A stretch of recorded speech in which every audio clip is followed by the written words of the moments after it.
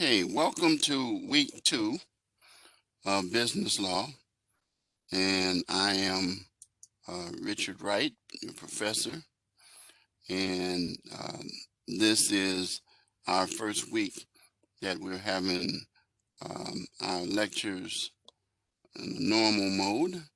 So let me get right to the point of sharing my screen. Here it is. Okay, so I'm going to go down. I got to log into the classroom, and there it is. All those classes you saw on the other side were classes that I teach. Okay, so here's the course page. This week, I sent you some additional information. You guys should have gotten it regarding statute of frauds, and you're going to save that information. It's also on the course homepage here, but I emailed it to you. Two things that I created, and one I created from scratch, one I took from another place, and then I created that worksheet, but we'll be using that coming up soon. So your written assignment this week for the rubric for your consideration, and you'll follow this. For scenario 1, you'll get 10 points. 2, you'll get 10 points, and then answers whether there's proper consideration or why there is not, and then you get your 5 points for APA for a total of 30 points. And then if you come down, this is your course project, which we're going to talk about, and complete the chart with all applicable information. Question 1, describe the necessity for a written contract. Fully explain why this particular contract needs to be in writing. And then 3, discuss whether or not you agree with the negotiation. And so that's your course project, but I'm going to help you tonight with that. That's what I sent you that statute of fraud stuff for. And so our lectures now, 2, 3, 4, 5, and 6, be 8:30 roughly to 9:30. And you make sure that you give me the key phrase. The recordings will be under here. This is from last week.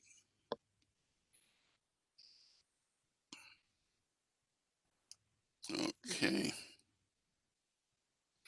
I did receive a message from one student that said they were taking advantage of this APA tutoring. I highly recommend it if you're having trouble with APA. It is the best route to go. Before I get to the course announcement for this week, let's look at the calendar.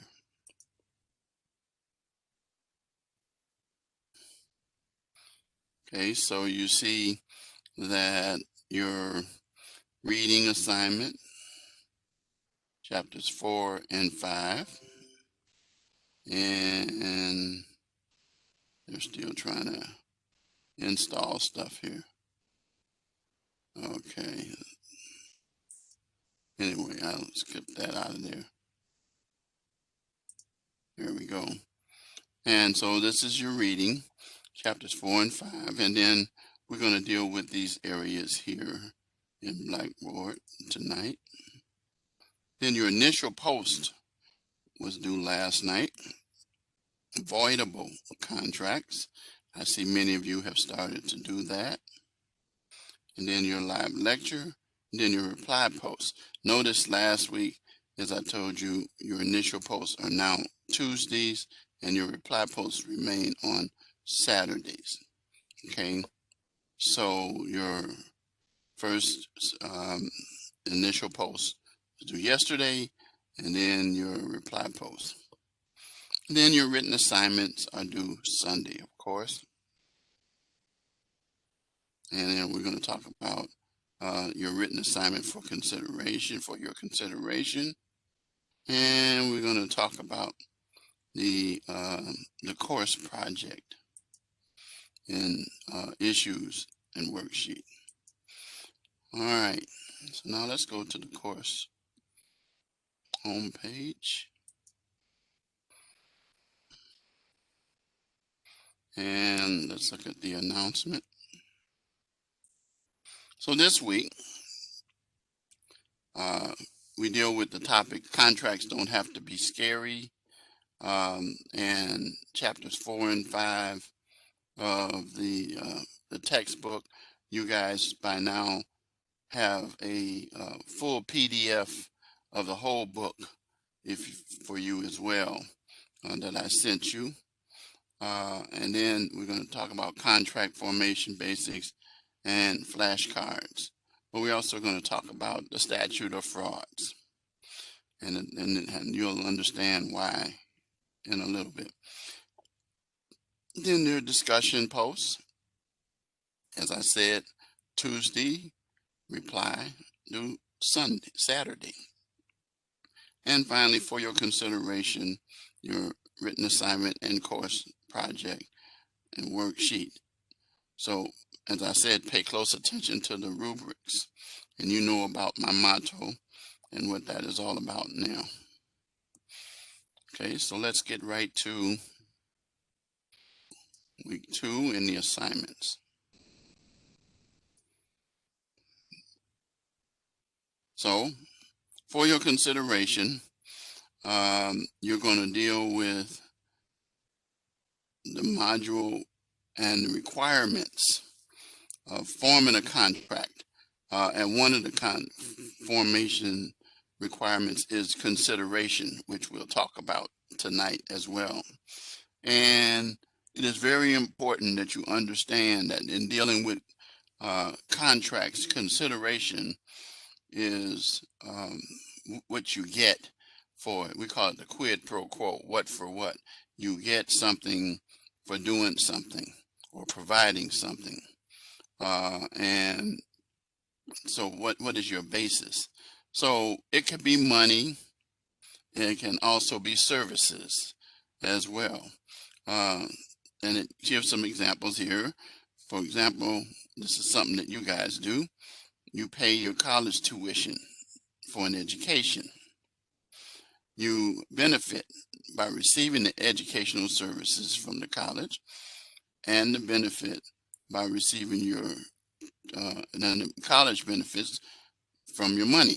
So they use your money, your tuition, to pay various expenses, including our salaries and other people that you work with, salaries as well. And so you're going to deal with what consideration is and determine these following questions in these scenarios. Is there proper consideration? And I encourage researching the topic of consideration in contracts. You can go to the Library and Learning Center, or you can check Google, but stay away from Wikipedia. All right. I already said that before, but I want to remind you again. Why is there consideration or not? So to answer each scenario, there should be a paragraph in length. Now, I like double space paragraphs. So try to do double space. There's people always want to do single space, but double space, and include the source of your information. What that means is citations. If you don't have any citations, you're going to get dinged 5 points for not having citations. I showed you that on the rubric. So citations in the body, and then there should be references at the end. Not for each scenario, but for a page. So it should be a cover page, Roman 12, and then your sources in at least a paragraph. At least some can do longer to deal with this. And I'm not going to go over the scenarios with you because that's your assignment, but I'm explaining to you how to do it. So you're going to go over all three, 1, 2, 3 scenarios. Make sure you submit your documents in Microsoft Word. Do not use PDF, okay? Because I'm going to run your papers through Grammarly, okay? Any questions about the written assignment that you have for your consideration that I haven't helped you with? Any questions, you can type it in the chat box and I'll see it.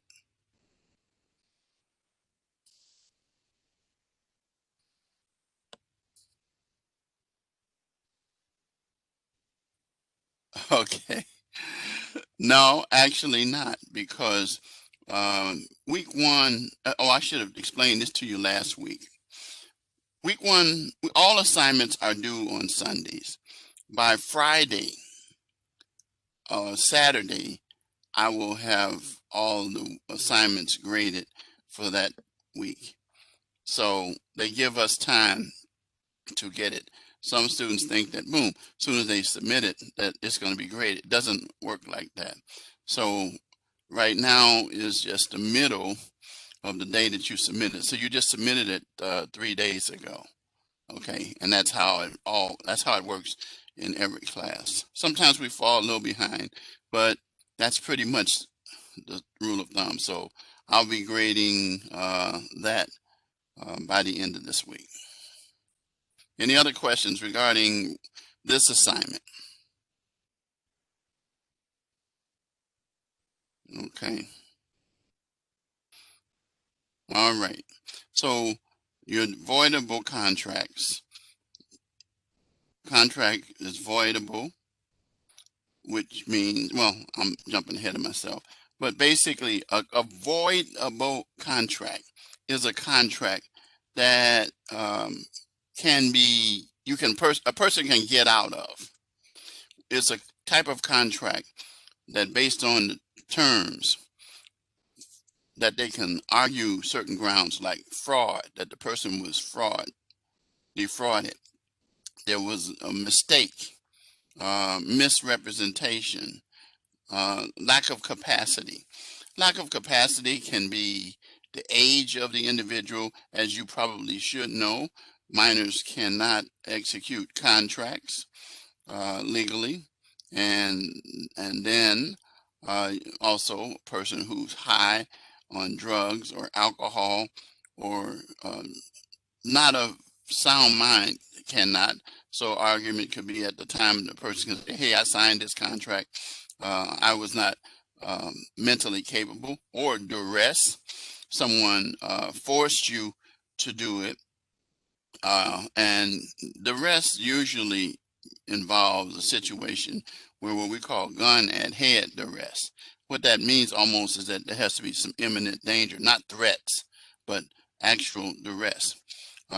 Undue influence in the contract. That's the person having way more control that makes any sense in the contract. And abuse of a fiduciary relationship. Fiduciary relationship is established when you're taking care of something for someone else. Or you work for someone else or something, and like if you embezzle, those kinds of things. And so then you're going to deal with that issue. All right. And you're going to deal with the following. Should we allow avoidable contracts? Why or why not? And then from the list above, provide an example for in scenario 1.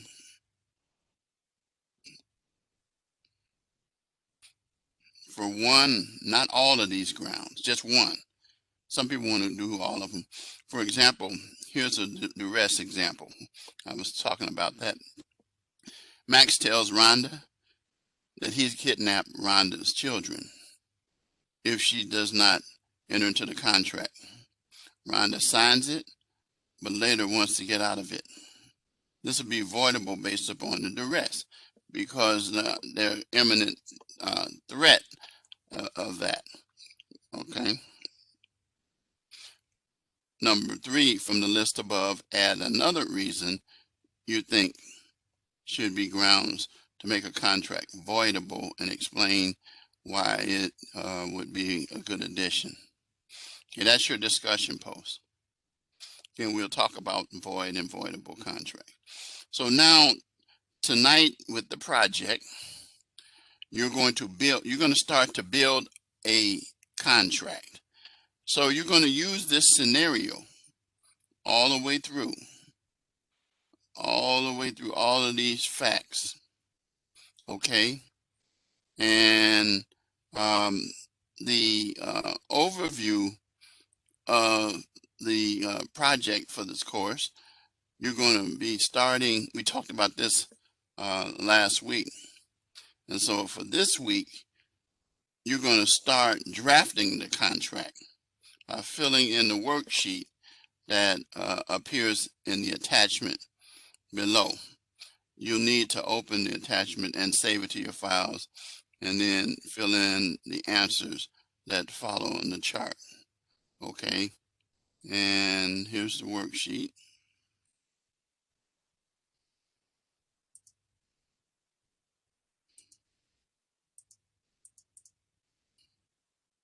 Okay, should open up.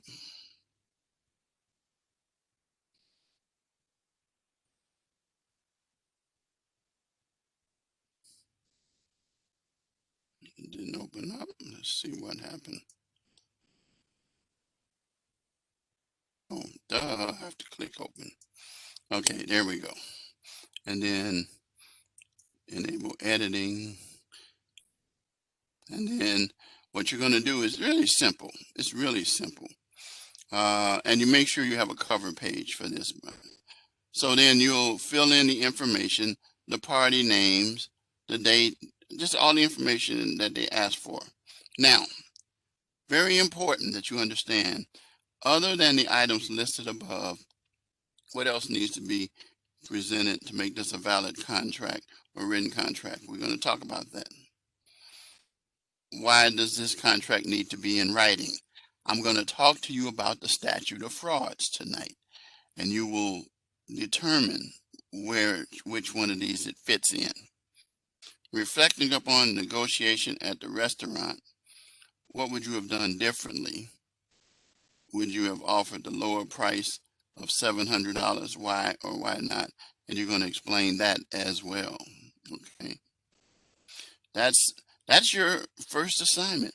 It is not a heavy assignment, but you got to make sure that provide references, sources that you got the information if you want to answer those questions like that. But this is what you got to use. You got to use this. Okay.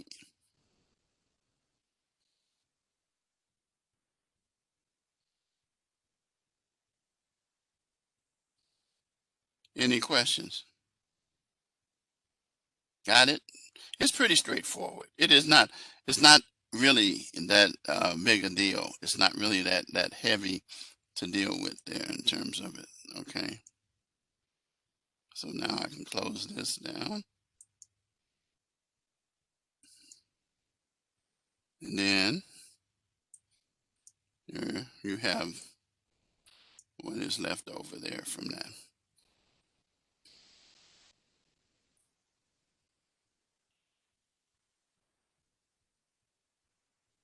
Okay.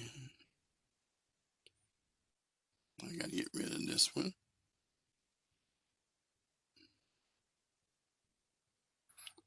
Okay, I'm going to stop sharing and then come back to get back in there. Okay. Go back into sharing again. And let's go into this. Okay. So I'm this thing here. Okay. And then finally your live classroom lecture, which is your key phrase. So those are the assignments for the week. All right, let's get into the module itself.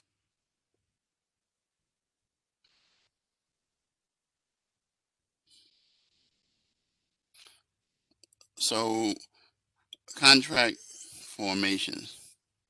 Okay. Now, these are different things, the elements of a contract. But I want to start off with the issue of dealing with the statute of frauds. And I'm going to bring up from my course content. Give me a minute. Matter of fact, what I'll do is I'll go to the email. That'll be easier. Course messages. And these are some that I sent. Okay, now. And you might, if you have printed up the worksheet, you might be able to follow along with it. Okay. So I'll open up this. And let's look at this. Okay, now. This is really, really, really important. There are contracts that, in order to be enforceable, in other words, a person can enforce a contract that must be in writing. And the statute of frauds goes back to the old British system that, you know, people say their word is their bond. So what people did was they put their information in writing. And so I produced this little sheet for you. Each of you should have it. Did you get it? Everybody recall seeing it? You have it? Yes? Okay. So one of the as it says, one of the most important parts of business law is understanding contracts. Very, very, very important. And 3 elements, and we're going to talk about in detail. The offer, the acceptance of the offer supported by consideration, goods or services. And so right now, I want to focus in on contracts that need to be in writing. And that's to protect you and the business as well. This outlines the rules which make certain contracts voidable or unenforceable. Okay. Now, that doesn't mean they're void, but they're voidable. Okay. And some are void. So here are the 6 categories. Now, I'm going to show you when people get married or a prenuptial agreement, in order to enforce it, it's not verbal. Like, for example, people, when they get married, generally the marriage contract is usually considered by what? What do you usually get to establish a marriage contract? What do you get? In almost every jurisdiction I know, a marriage certificate. Well, not a lawyer. You don't want a lawyer. That's a divorce, okay? Not a ring. No. What makes the contract, what makes the marriage valid is a marriage license. You recall before you get the certificate, then there is a marriage license. And in that marriage license, it actually established the contract between the parties to enter into the bond. Yep, that's what I just said, is that it's a contract. And so, yep, you do sign it and so forth. And then at the end, then is a certificate answer. So in other words, people sometimes say, well, you can have a marriage without that. You really legally can't, not in most jurisdictions. I know in ours we cannot. I don't know about yours, but for all purposes, we recognize that contracts of marriage should be prenuptial agreements in order to be enforceable. And a prenup is basically an agreement when 2 people get married in case they get divorced. I don't even like prenups. Only people that use prenups are people who are wealthy, have a lot of things that they want to try to if they, in the event that they get divorced. And I always tell people, and I'm a minister, pastor. I always tell them, I says, Dag, I says, so you're getting not just insurance on each other, but you're getting, this is my stuff if we split up. So I think that's a bad start to marriage. I mean, realistically. So anyway, I'm not going to belabor the point because I want to cover all of these. So marriage is one. Contracts that extend beyond a year. So if a contract takes 364 days to complete, it does not have to be. Now, listen to me good now. These are enforceable and voidable. So, but they could be unenforceable. For example, marriage can't be enforced without a marriage contract. Contracts that extend the performance less than a year can be enforced, but it doesn't have to be in writing. But if you'll be looking for reasons why you see it's a year, then statute of frauds apply, and then you'll have to give the reason. Land contracts. So you get mortgages, leases, easements, but the primary one that you get is a lease if you're renting, or a mortgage.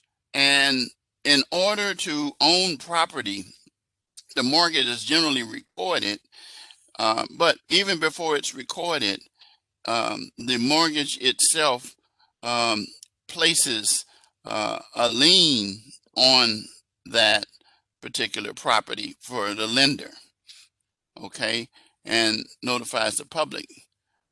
If you have a deed, the deed is proof that you own property. There can be a quitclaim deed. We're not going to get into the aspects of it, or either a warranty deed. But anyway, a deed to the property. Again, these are contracts that must be in writing, okay?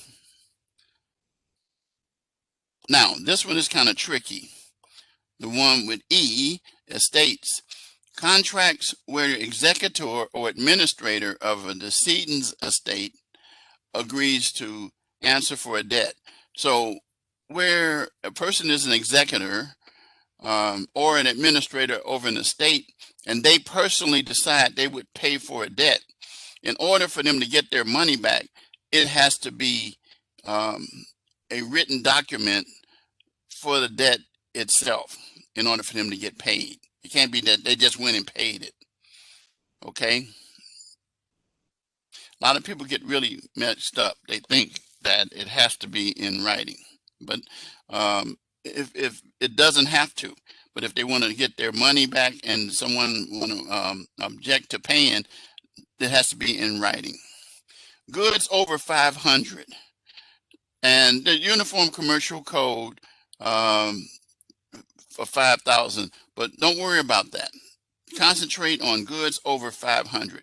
So if it's $499.99, it doesn't have to be in writing. If it's 500 even and above, it does. Suretyship. Suretyship are bonds, insurance contracts, where a person decides to assume responsibility for another person's debt and acts as a surety. So that's a performance bond. Errors and omissions, insurance policies, those kinds of things are in writing to be enforceable. Okay? Now, I gave you the setup. We learned this when I took the bar exam. I do want to remind you of something that you need to always remember. The Four Corners Doctrine. What's the best practice?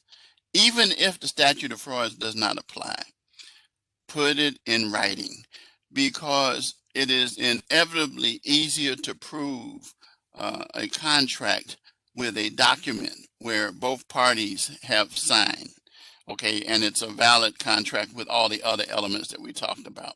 But get into the habit of putting in writing. And so there are many loopholes, and many states have, you know, their own versions of statute of frauds, and this is Illinois. But you don't have to worry about that for purposes of this class, because I'm not trying to help you or teach you to become lawyers. So that right there is the statute of frauds. Now, I'm going to show you something that I want you to do. This is the second sheet. This gives you more details about it. But as I say, with all of this stuff here that's in here, it's easy to remember it because I remember it from 1978, because when I was studying for the bar, they gave us this mnemonic called My Legs. My Legs. And each letter of M is for marriage, contracts a year or over, land contracts, executor contracts where the executor pays the bills, goods over 500, and suretyship that I just, so it's My Legs. If you can get into the habit of remembering that, and I'm going to help you in just a minute. And then this is just a brief overview for your own information that you can look at and you can see. So that's for your information. So now when we go, let's go back to my course messages, and I want to go to my worksheet. Okay, here we go, that I sent you. Here's your worksheet. So if you are taking notes, you would fill the information marriage, and whatever information goes under there. Why? And you go all the way through. So my legs, okay, not your legs, my legs, your own legs, my legs. And so that's how you remember the statute of frauds. And the little sheets that I'm giving you, I recommend using that worksheet because it has you to write down yourself, even though I sent it to you. So that's an element that deals with contracts that is very, very, very important. And it's going to come in handy with your assignments. For example, just to show you, then you'll notice that in your scenarios, there are certain things in here. There's amounts that are given, at least in the first one and the third one as well. You're going to see, and then you're also going to see in your scenario here your price of your item, and so forth and so on. So based on what I just told you, you already should know that it is important for this contract to be in writing. It's voidable because of the statute of frauds, and which one you should be able to say which one. And so that's something to help you, and it'll help you throughout this whole course, I guarantee you. Any questions about the statute of frauds?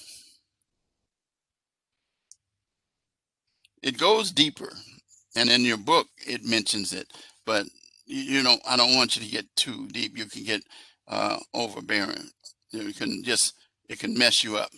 It can confuse you. Any questions?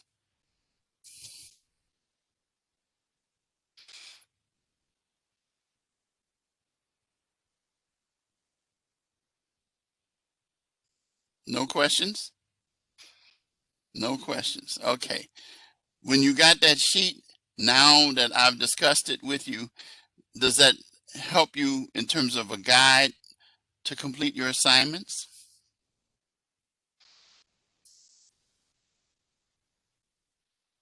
It is the most valuable item that you're going to get here to dealing with it. And I remember one funny story when I applied for my position to come here.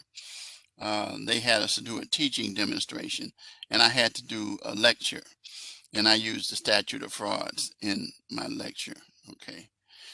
So now that we've talked about the contracts that need to be in writing to be enforceable, we are going to spend time going over what is involved in contracts in general.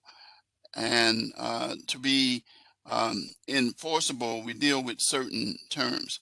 So the nature and classes of contract. A contract, as it says, is a legally enforceable agreement between two or more competent people for lawful purposes in order to be enforceable. I don't know what this thing, I know why this is popping up, but in order to be an enforceable agreement, it must satisfy these 5 elements to be enforceable. Now, listen to me good.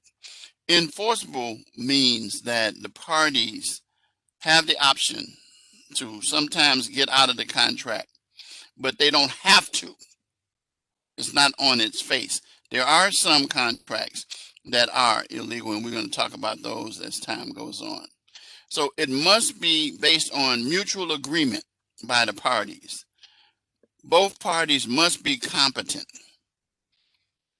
And I talked about what it takes to be competent, of sound mind, and you have to be an adult. Okay. And in most jurisdictions, that's 18 years or over as far as concerned. Now, there are certain things you can't do at 18 years old, like alcohol and stuff like that. But you can be held responsible for a contract once you reach the age of 18. 3, the promise made by each party must be supported by what we call consideration. And we're going to talk about the details of that in just a few minutes. It must be for a lawful purpose, a key thing to remember. If it's for an unlawful purpose, it is not a voidable contract.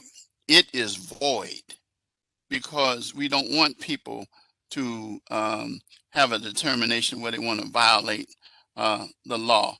So it must be for a lawful purpose.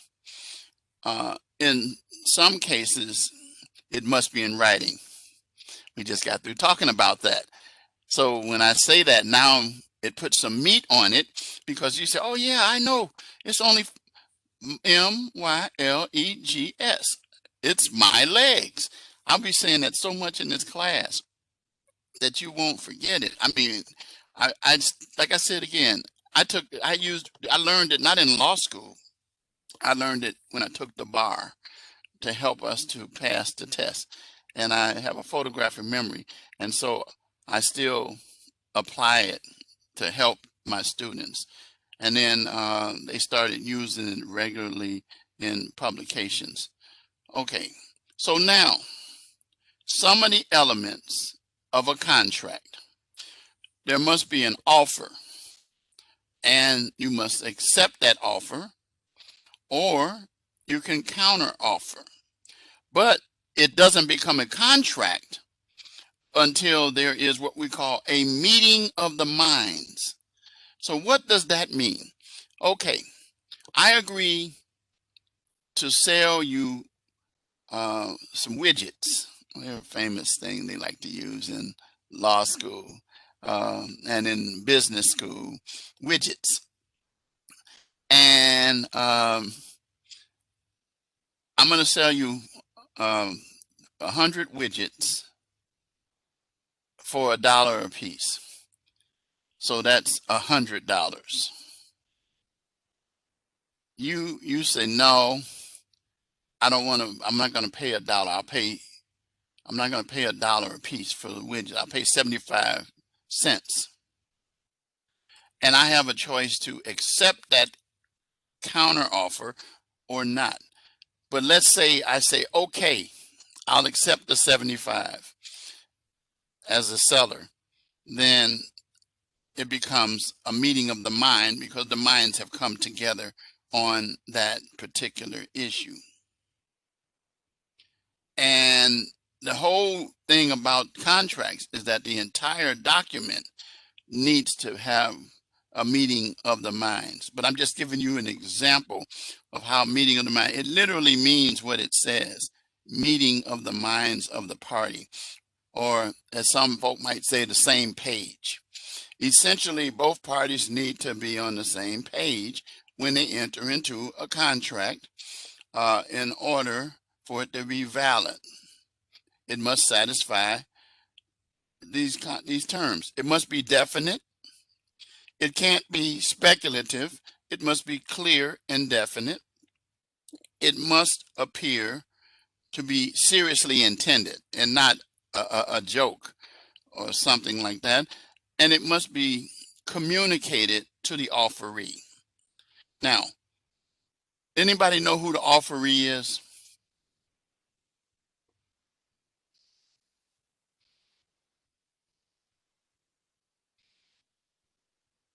Anybody know who the offeror is?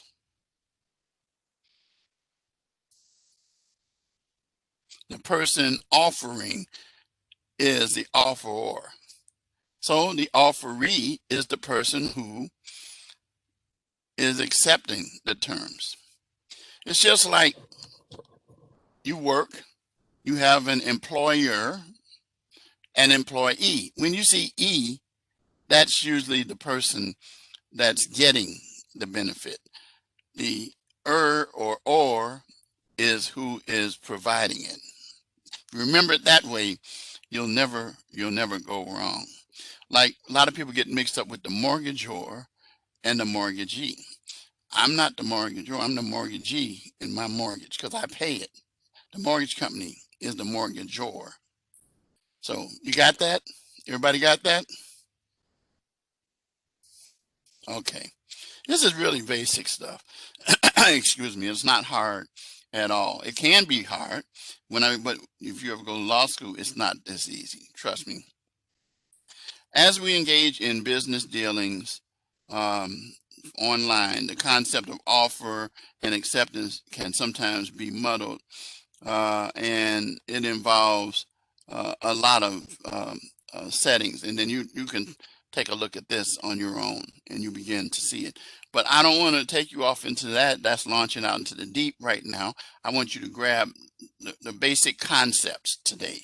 That's my goal, to get you to that. And I'm going to try to get through. I started a few minutes late, so I'm going to maybe go to about 9:35 or 9:40 to make sure we have this. The capacity to contract. I already gave you some examples. You have to be of a sound mind. You can't be drunk. You can't be out of touch. So it says here very clearly, it says one of the requirements necessary to enter into a contract is that the parties must be competent at the time of the formation of the contract. And I remember when we were taking the bar exam, they gave us a scenario of a person who signed the contract at the time they had been drinking. And then the next day they wanted to get out of the contract. And that was we had to provide what was the basis and reason. We said lack of capacity. But when the person comes to, if they want to, the contract is not void, but voidable. The reason is because the person could come back after they're from under the influence, and they can say, "Oh, okay, I think I do like that," and the contract becomes valid. Now they can also say, "No, I don't want the contract," and you can't sue them to make them stay on the contract because at the time they weren't capable of making a good decision. Okay. And then there are some contracts that are not voidable, but void. such as a contract based on the age. Okay. Now, you heard me say a few minutes ago, intoxication. That contract can be when the person comes out from under if they want to. Mental capacity generally is void because that person uh, doesn't have the capacity. It's like having a kid to enter into a contract. It says, or they are convicted felon. That's being changed because it didn't make sense. So individuals can enter into contracts that are convicted felons. Otherwise, convicted felons would not be able to buy property. They would not be able to hold jobs and things like that. But that's don't even worry about that. The ones that you're going to run into most of the time involve minors, or intoxication, and maybe mental capacity. Those are the ones you're going to run into. Minor contracts, it says, are of particular interest when they in the entertainment industry. I used to be an entertainment lawyer. I represented some artists, and I advised some people. For example, um, there was a young man who was pretty well known years ago. His name, um, his name was not Rodney Allen Rippey, but what was his name? Shoot, he called himself Willis in in Family Matters, and I know his name, and I'm drawing a blank on it. And I knew his family as well. What was that? Gary Coleman. Thank you. It came back to me. Anybody know the name Gary Coleman? You watch Family Matters on not Family Matters. What's the name of the show? He used to say to brother and them, Willis. Yeah, what you talking about, Willis? That was his famous line. Well, anyway, he was from here. He was from a place called Zion, Illinois, and his parents were his managers. And then when he got made money, he had to go into a trust fund. But they rated it. They rated it, and contracts were signed not by him, but on their behalf. But all the monies had to go into trust, and they rated it. But laws came about to protect those individuals, going way back to a guy named it was Jackie Cooper. Jackie Cooper. You have to go back. It's way, way, way before your time and understand. But anyway, the point of the matter is that their guardians or parents became their heads. The Jacksons had Joe. In fact, I sat in some sessions with Joe Jackson on some contracts where I was dealing with the recording company, working with the recording company, and they were uh, discussing some terms of the contract, and Joe was one of the parties there, their dad. And so anyway, so the minor is not allowed to take care of the money. And then you can look at this as in Texas as well. Okay, so one of the final things that there must be what we call good and valuable consideration. And the courts basically look at as a promise for a promise or for a price.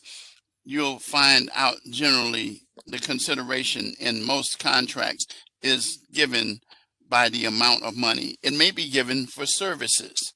For example, when I was a lawyer practicing, um, we had what we call attorney-client contracts, where my clients would pay me X amount of money per hour or agree upon an amount to do a job, and we would both sign it, and then it would be a valid document. You didn't have to do that, but the four corners rule. The old thing is that if any of you ever look at People's Court or any of those little court programs, usually one of the first things that Judge Mathis or Judge Judy or one of those other judges will ask for is, do you have receipts or documents? Because we live in the system on documents and so forth, so that kind of thing. And so, but the consideration given is the amount of money or the services. So it's a quid for pro quo. So my clients hired me to represent them to do whatever they wanted me to do. And it had to be for a legal thing, of course. And then secondly, then the other part of it was that they paid me money for it. And, and all those different kind of things. So that's pretty much it. So the elements of a contract: offer, acceptance, and consideration are 3 points.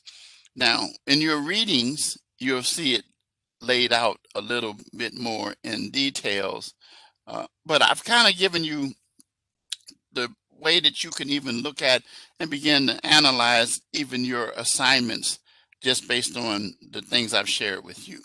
So I've given you the very valuable statute of frauds, and then I've also given you the information concerning the elements of the contract.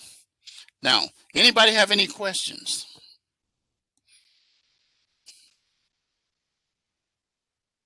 Any questions?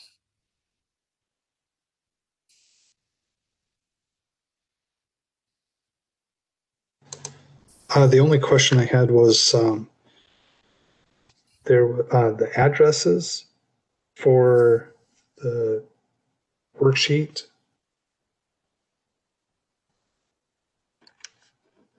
I couldn't find where that would be. Okay. It was for the course project. In the fact pattern given, did you see an address? No. That's a very good question. You are so good. A lot of students don't even, and I leave it alone until a student brings it to my attention. So you could put whatever address in there you want to. Of course, though, in the real world, you don't make up addresses. Right. But for purposes of the assignment, that's excellent. Good. Who asked that question? Was that Jeff? No, it's Kent. Oh, Kent. Oh, okay. Kent. Oh, okay. It makes good sense for Kent to say that.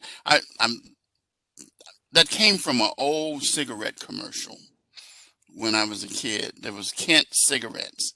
My cousins, you know that? Oh, you know that one? Yeah. Okay. And my my cousin. stepdad. Yeah, he used to Okay. smoke them. So. All right. But Kent, I don't even think they're around anymore. But Kent, and then we used to have my cousin. That was his nickname, Kent, and that was the line we used to use. Yeah, it made good sense what you said, Kent. So. But anyway, so yeah, the answer, yeah, that is it. Everybody got that? For those of you who still, there always it's good to have students who will ask questions. And I want to go back before I go to this activity cards because I'm actually done. But I want to show you something here because I like to see it. A lot of people see things visually and they can get it even easier. That's why I did that statute of fraud things. So let's go back to the voidable contracts. Let's go back to the project itself. And I challenge someone to find in here the address because it ain't in there. But when you get to the worksheet, which we want to open up again,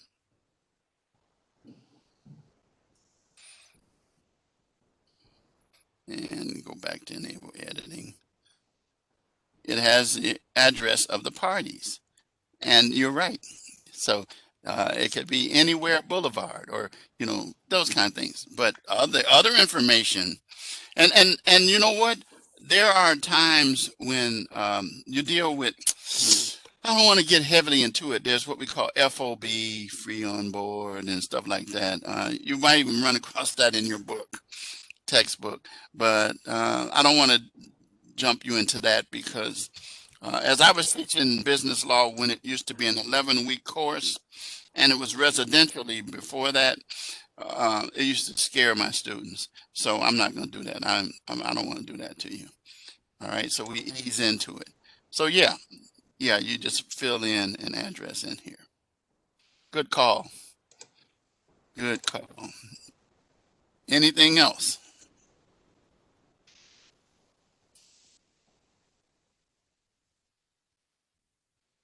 Okay. So everybody's good with everything that we have covered for this week. And you're all set to do your assignments, and you have what you need to do it.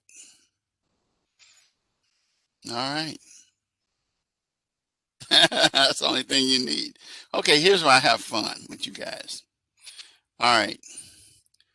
Any suggestions about the key word or phrase? Because I already know what I want to give.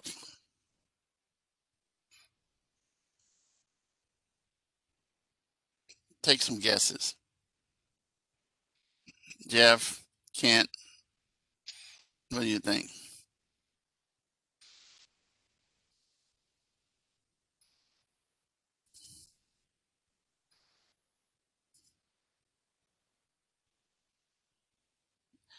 Nah, that's too general.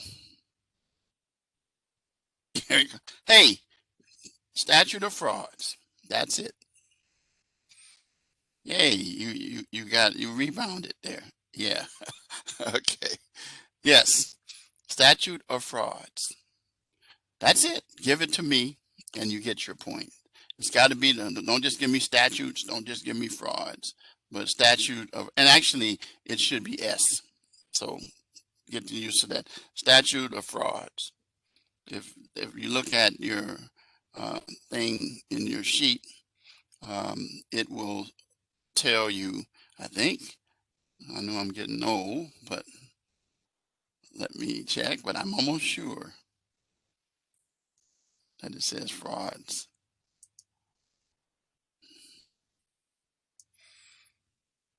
Yeah, it's an S. Yeah, I know it had to be an S on there. Okay. All right. Well, guys, that's about it. I'm going to let you guys go. I will be grading your week 1 assignments by Saturday at the latest. You should see them, or it'll be done before Sunday for sure. But I will probably be through with them Friday night because I've already kind of looked at them. So, any other questions?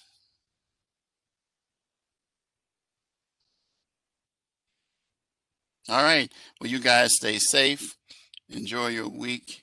And again, just like I said again, I gave you what the greatest cheat sheet that you could ever have for this week 2 assignment and future assignments, that statute of frauds thing. So it's gonna, if I didn't give my students that, then they would be trying to figure out all over the place.